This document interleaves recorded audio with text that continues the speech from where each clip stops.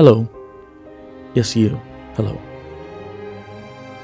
I am talking to you from a city, more specifically from a nondescript hotel room.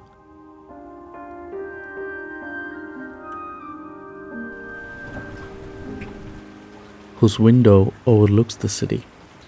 It's raining now. I can see the old buildings, the metro train, cars and street vendors drenched in this thunderous tropical storm. I am comfortable. My room is dark and cozy. I'm sitting in my bed looking at this dreamlike mysterious being sprawled to infinity. What does it think of its citizens? I know it doesn't think, but I do, so allow me this indulgence. What does it think of its masses, its people huddled together, hustling, selling, being sold to, being lied to, being loved, scheming, helping, hurting, just living together in this silent entity? I never feel lonely in the city. I always feel a part of it. Not a separate sentient being, but a cell in its incomprehensible intelligence. This I don't feel outside of the city. In the countryside and towns, I feel very much my own man. I know I am part of nature, but I don't feel it. City is different.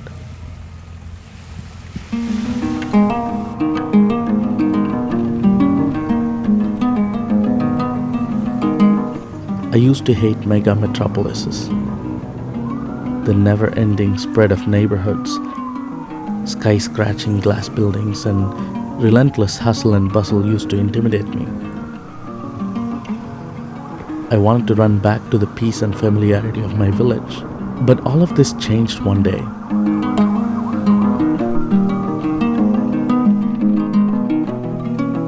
It was my first day in Hong Kong, the king of all mega metropolises.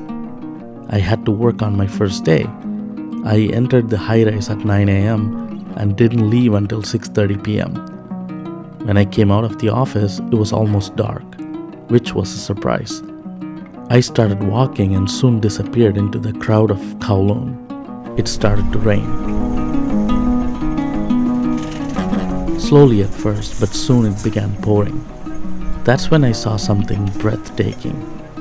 What I saw would alter my perception forever. From the midst of the crowd, all I saw were some 1,000 heads walking and moving in unison. When droplets fell to the ground, almost instantly everyone took out their umbrellas and opened it.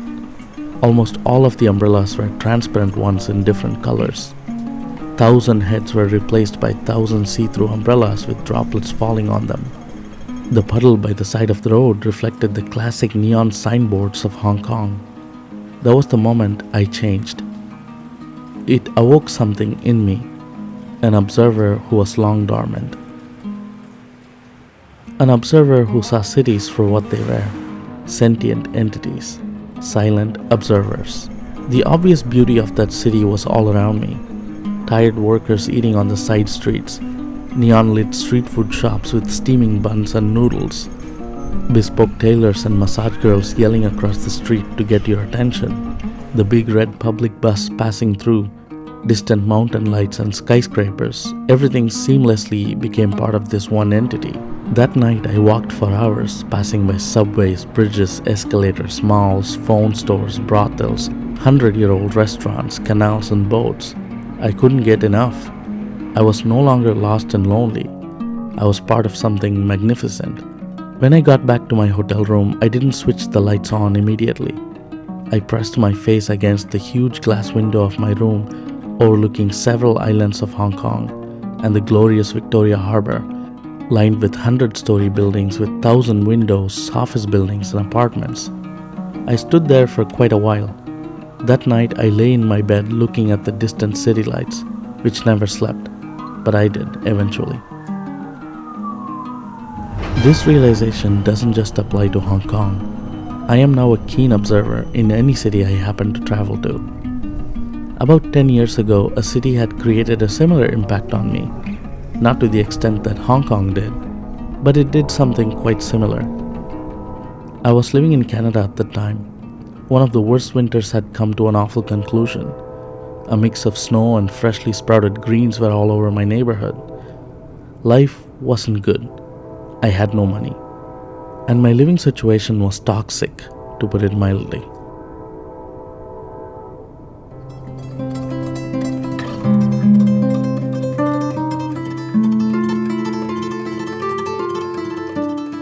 My friend and I saved a couple $100 between us and ran off to Montreal.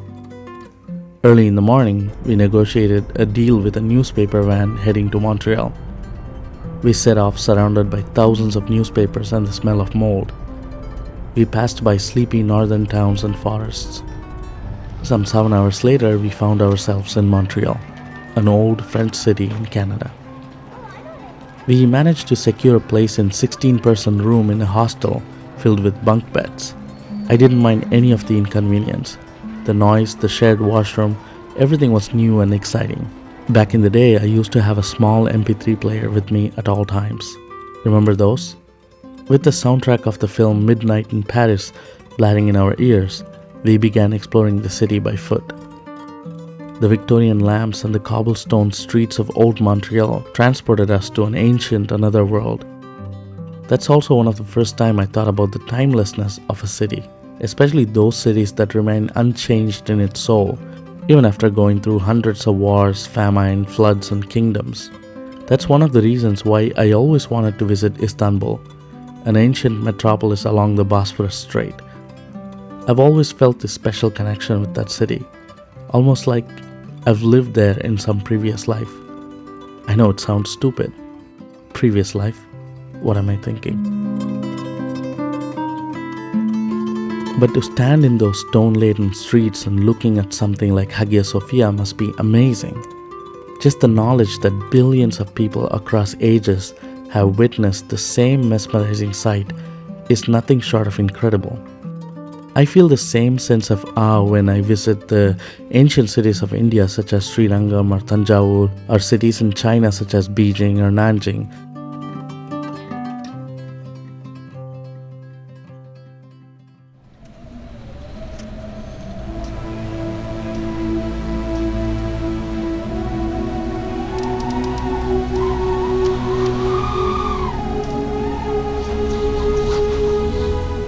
We live in these cities, we work, go to school, go to dinners, go on dates, fall in love and grow old.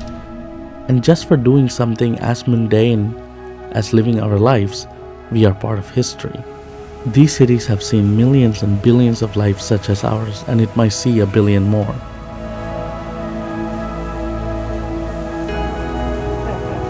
One of my favorite things to do in a city is to go on night walks and night rides, past those so-called normal people's bedtimes.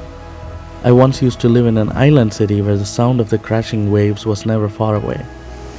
I used to go for jogs and bicycle rides well past 12 a.m. The bustling streets, bars, restaurants, and side stores would often be lulled into a quiet sleep. My only companions were distant houses, a lone dog's bark, and flickering streetlights, traffic signals, and an occasional passing car. Late-night city streets offer me a certain comfort, clarity, and this beautiful inner peace.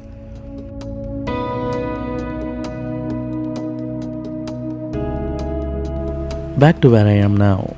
I am now in a mega metropolis. I find myself in a hotel room with a huge window overlooking the city, much like the one in Hong Kong. I lie in my bed looking at the city, drenched in rain. I see people far down in the roads like insects. Some are smoking outside seedy bars.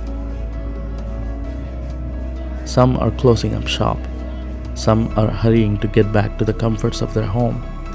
And some lie on the sidewalk. I watch them all from my window, and it is inevitable that someone else is watching me from their window, for the city is filled with millions of them. I am never alone in a city, as all of us form a silent bond. This bond of the observer and the observed is what makes a city sentient.